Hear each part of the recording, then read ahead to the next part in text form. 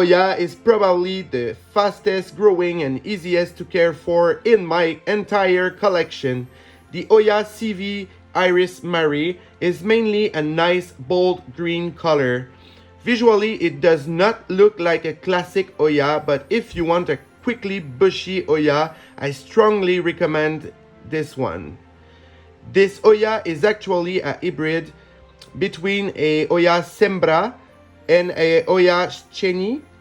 The only downside with this Hoya is that it is known as very hard to get to flower. Still, it remains, in my opinion, a great add to any collection.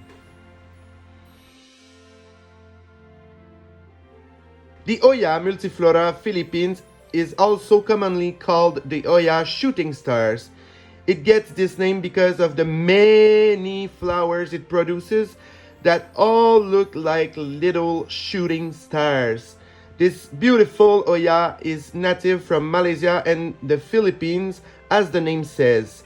Up to now, this Hoya has proven to be very easy to care for. My only advice is to give it water a little more frequently than a thick leaf Hoya, and it will be fully satisfied. This Hoya is another easy to care for Hoya. Its leaves are similar to the previously mentioned Hoya with its bold green leaves, but when this Hoya blooms, it is a true piece of art. The Hoya Imperialis Palawan produces very big pink or white flowers with a pink center. I must say I mainly purchased this Hoya for its flowers. I can't wait to see if I can get it bloom for me.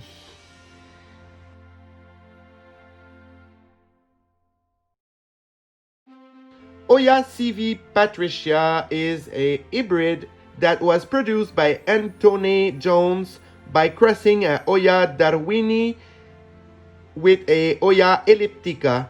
Even though those two plants are known as being hard to care for and keep alive indoors, this beautiful hybrid has proven to be low maintenance for me up to now. It's pretty surprising that this mix turned out so easy to take care of.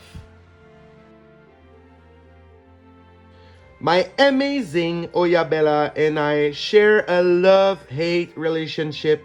It is pretty much the Hoya that attracts the most pests in my collection. It is very easy to care for, but I spend most of my time treating it for spider mites. Other than that, it blooms quickly, frequently, and grow constantly. The best advice I could give regarding this Hoya is that it doesn't not really tolerate dryness. Keep it well watered and it will without a doubt thank you with many peduncles and flowers. This is a Hoya that you don't see everywhere. The Hoya cagayensis is also known as Hoya pimentelliana. This Hoya is native from the Philippines. When in full bloom, this beauty will offer you a nice bouquet of white star-shaped flowers. It is one of those Hoyas that is sensitive to watering patterns and shows its displeasure by getting those brown blotchy patches on its leaves. It needs to be watered very regularly and must be kept a little more on the damp side. This next plant is probably one of my least favorite Hoya in my collection up to now. I think we have comprehension issues between each other, so I'll avoid giving you all bad advice. I purchased this Hoya at Kim's Nature last summer when on vacation in Toronto. I mainly picked it up for the flowers shown on its tags. Unfortunately, I have not been able to find many information about this Hoya online, and the rare photos I have found do not look anything like the tag. I'll make sure to keep everyone updated if whenever this Hoya blooms. Where should I start with the Hoya Australis Lisa? Well, this Hoya is probably one of the easiest to care for in my entire collection. On top of that, it is, in my opinion, one of the most beautiful Hoyas out there. Its leaves reminds me of a beautiful painting found in a museum.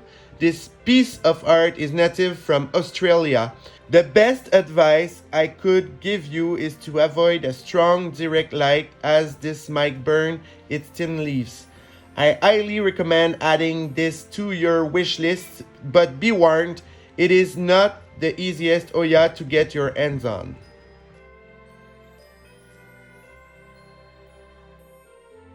Don't forget to subscribe to my YouTube channel if you like my videos of today.